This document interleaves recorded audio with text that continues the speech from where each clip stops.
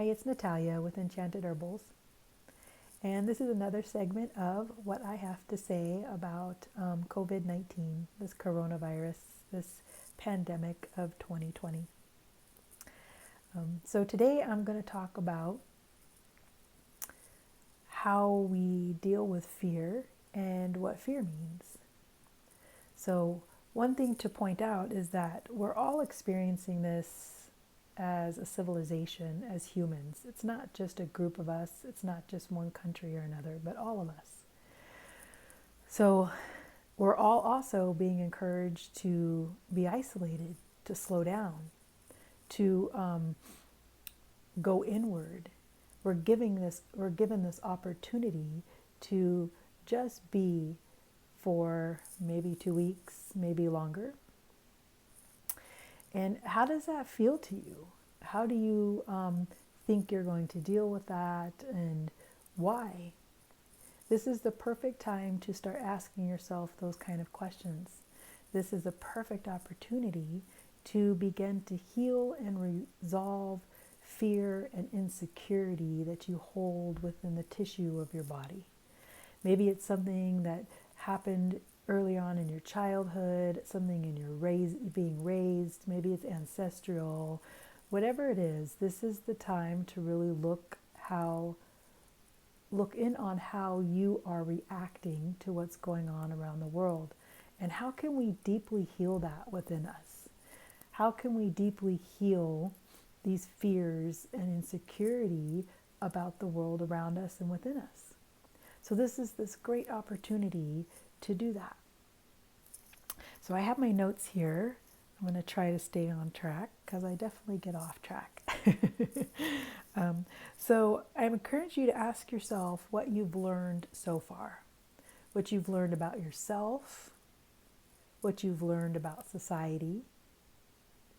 What have you noticed about the situation going on? Has it gotten worse? Has it gotten better? Do you feel that you're going to be able to kind of surrender to the process and go with the flow? Or are you fighting it more and more every day? It's just a time to slow down and allow yourself to really feel in your body the response that you have to what's going on in the world. I like to teach that to my yoga students. I think it's really important that we reconnect to the feelings and the sensation of the physical body, because that's the only way it communicates to you. So if you're not used to this, it can be really uncomfortable. So if you're feeling a lot of fear and a lot of anxiety about security and what's going to happen, because we don't know, we're all in this place of limbo right now where we really don't know what's going on. And we don't know what's going to happen. So how are you reacting to that? How are you reacting to that unknown? And where do you feel it in your body? Can you pause and just take some slow, deep breaths and notice how the body is reacting? Where is that anxiety coming from? Where does that fear rooted at? Where are these things coming from in your body? And start to allow it to resolve in some form. Start to acknowledge it. Maybe you start to link it to something that's happened in your childhood, or something that's happened in your adulthood, or even something that maybe happened to your parents or your grandparents. Maybe you can just kind of sit with it and hold it and tell yourself that you feel safe and that you are going to trust this process. Now, that doesn't mean, I'm not suggesting that you don't be active in it. So prepare respectively. Learn about ways to empower yourself. So find the solution. I always tell my kids, when we're focusing so much on the problem, we'll never see the solution. So focus on the solution, right? You can acknowledge the problem or the fear or the worry or the anxiety or the lack of, whatever that is. But start to gear yourself towards the solution. What would be the solution? What would help you feel safe and secure and loved and supported in this moment. What can you do to empower your body to be as healthy and strong and vibrant as it possibly can be? So these are the things that you can be proactive with. These are the things that you could really do. And noticing again, what have you learned so far about yourself? And that's not a judgment, that's just being aware of your actions. So have you gone out and started buying a whole bunch of things that maybe you needed only a few of? Or have you decided to not go buy anything and you're just kind of waiting to see what happens?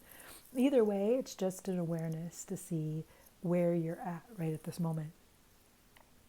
So I kind of want to point out too that when we have these big fears or these big events, it's always going to highlight our wounds. So wherever you're at in this pandemic and how you feel about it, you're going to start to highlight those things that are wounded and are deeply seated things in your tissue. So a lot of us, before this even happened, were not taking care of ourselves. We were already spread thin. We were already burning the candles at both ends. We were already trying to just get back on our feet with our body and our health, financially, whatever that may be. And then you add this on.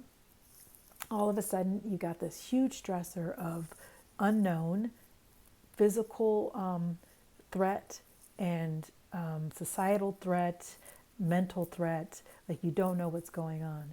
So if you were already really stressed and thin to begin with, this is really going to just push you right over the edge. So that means that you are going to need to take those extra steps to refill yourself, which is the most important thing. So there's a couple aspects to what's going on. There's the fear of getting sick and the unknown of what this coronavirus actually is, what it's going to do to you, how it's going to affect your loved ones. And then there's also the economic aspect of it. If you're not working, how are you going to get money? How are you going to buy food? What if you run out of food? Like all of these things that are going to kind of scare you. You know, what's next besides that? Maybe your mind has gone even further beyond that into some sort of theory that you've come up with or that you've heard somewhere that it's even worse than what we're saying. Maybe it's not as bad as what they're saying. So just kind of finding that. It's just an awareness. It's just starting to kind of cultivate where you're at with this and how you can support yourself and your family. This is such a great opportunity. Like I said that in my last video, and I know it sounds really weird, but it really is. If you really just take this opportunity to slow down and really invite yourself to learn as much as you can about your body, how it works, what it needs to be healthy, your spirituality, what it is that's important to you, what does faith mean to you, what are the things that really feed your soul, feed your spirit, those things that lift you up, what is important to you. This is the time to really anchor in on that. What are you going to do with your time if we're isolated? If we have our social distance here and you're home by yourself or you're home with your family, what are you going to do? What's your thought? Maybe you play more games. Maybe you journal. Maybe you want to watch your favorite movies. Are you going to check out completely? Or are you going to allow yourself to be involved in that and really learn as much as you can from it? It's a great opportunity. And yeah, so this is a great time to find your strength during this chaos, during this fear.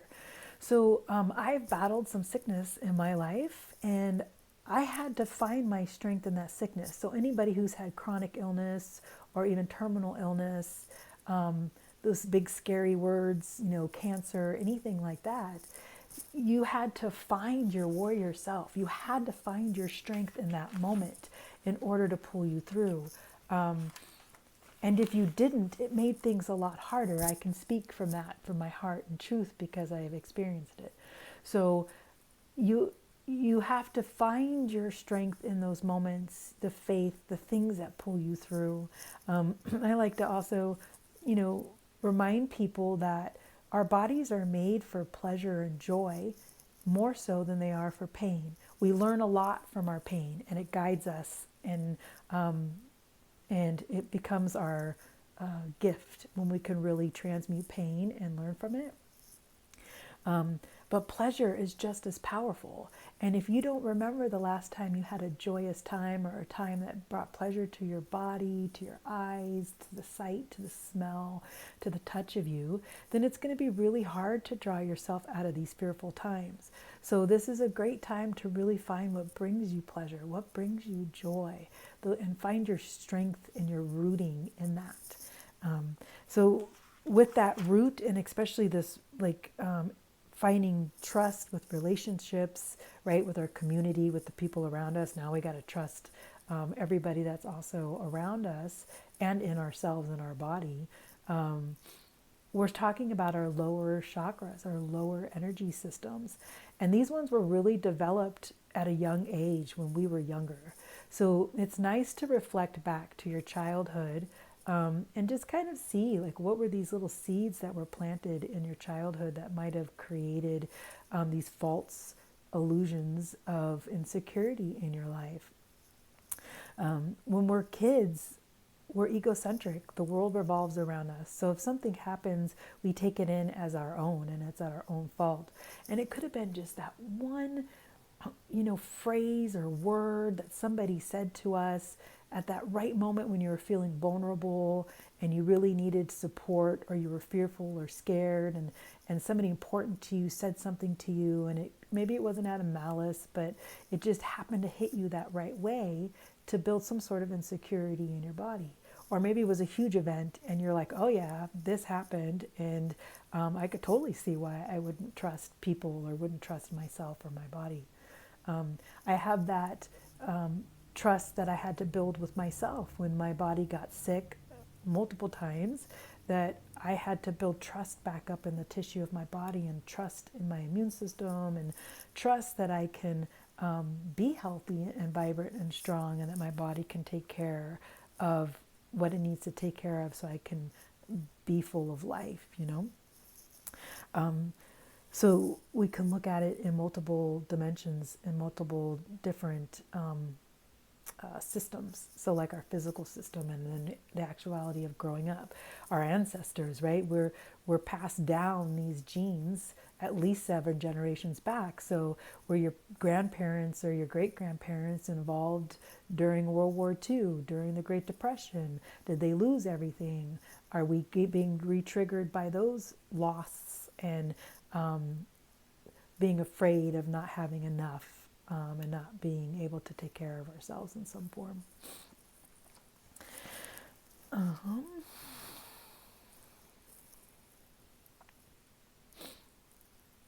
So I, instead of just sitting here trying to read this, I just put these out so you can see maybe things in a different light. So part of what I do is getting to the root of the issues as a herbal clinician and as a Reiki practitioner, energy worker.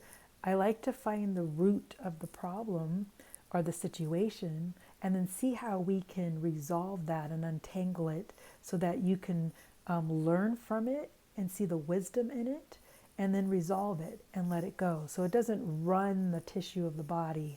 It doesn't run your life, And in finding those root causes, that's where the profound healing comes.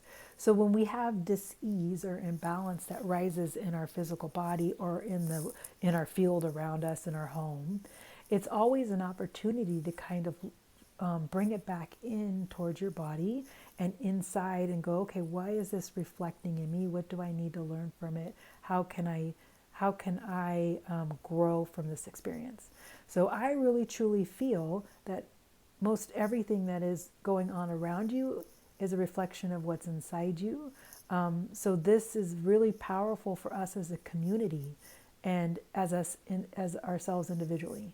So as a community, because it is affecting us, like I said earlier, as a whole, this is going to be a profound movement back into, or it's an opportunity for profound movement back into self-care, self-reliance, self-empowerment, self-learning, growth, awakening, whatever you want to call it. This is a great opportunity.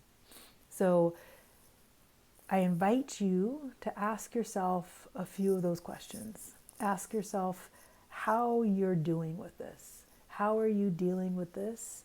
How do you feel that in your body? What are the messages that the body sends you?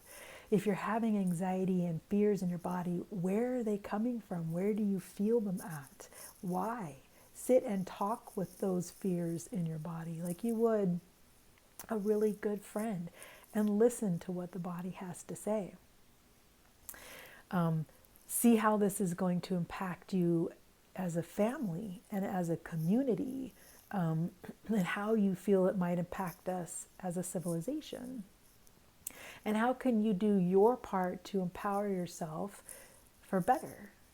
And how can you do your part to learn as much as you can about yourself to where you can grow and you can be stronger and you can come out of this the other side almost like a rebirth, and your eyes are open and the mask comes off and all of a sudden you see things different, you see things bright. Keep yourself as positive as you can, but let the fears and the worries come up. Talk to good friends, write it down, do what you have to do to get it out of the body, out of the mind, and keep moving forward.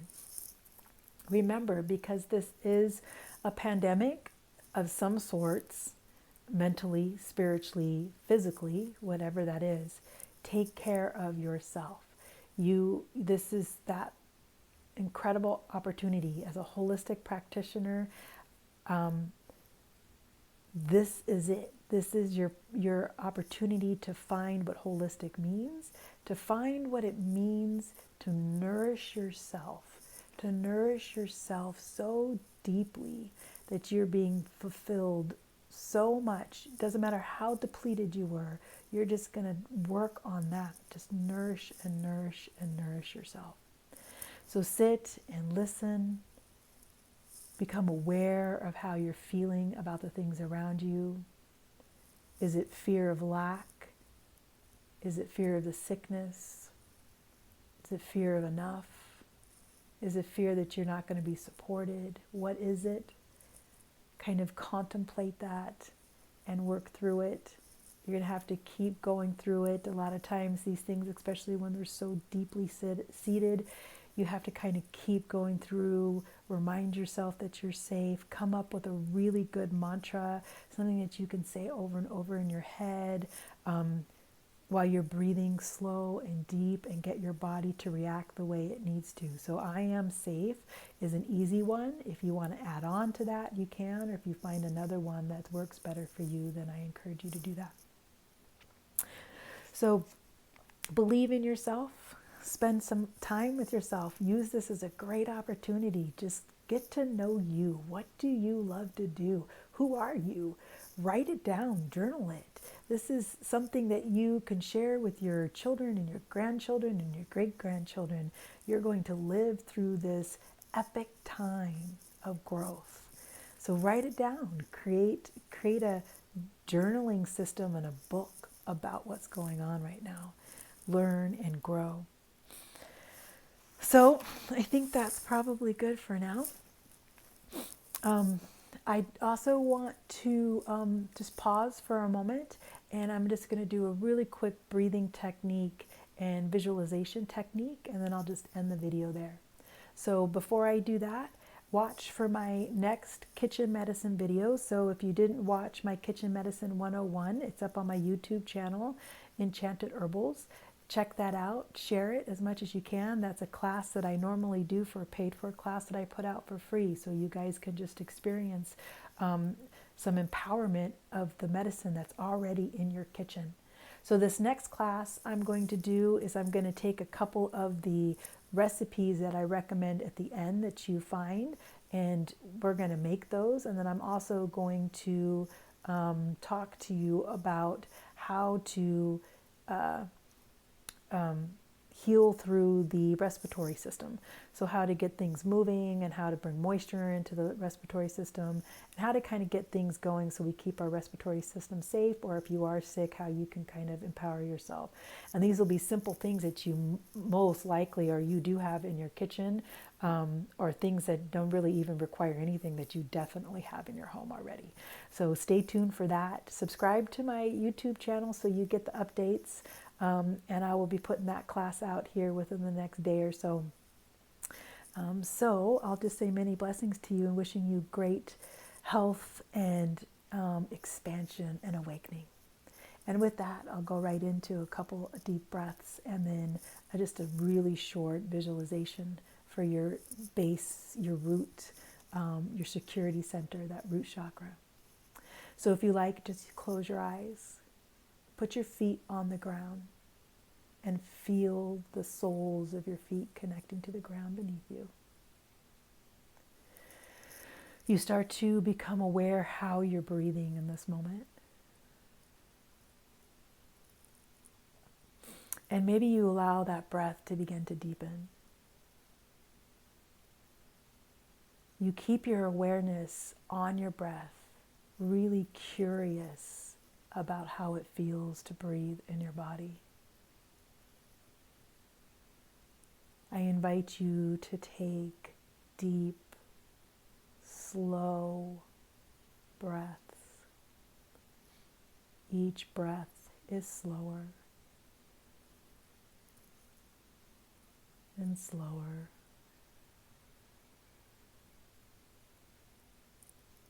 Lengthening out that breath to as long as you can.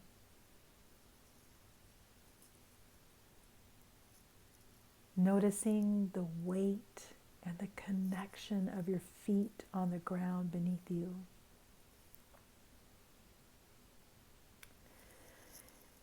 Maybe even beginning to feel this energy that comes out of the feet and goes deep into the ground, deep into the earth. Allowing for these slow, deep, rhythmic, peaceful, meditative breaths to be involved with that energy that goes down into the ground, and maybe the energy that comes back from the ground up into your feet, that ebb and flow. Allow it to begin to move all the way up through the legs, and the legs down through the feet into the ground. Then it comes up, it even meets to the pelvis, and the base of your pelvis swirls around, moves back down. Each breath, you invite that energy to go deeper into the earth. And each breath, you invite that energy to become more vibrant in your body, in your legs, in your pelvis, your belly, down to the ground, back up into you. Practice this as often as you like. Be in peace, be in love. You are safe.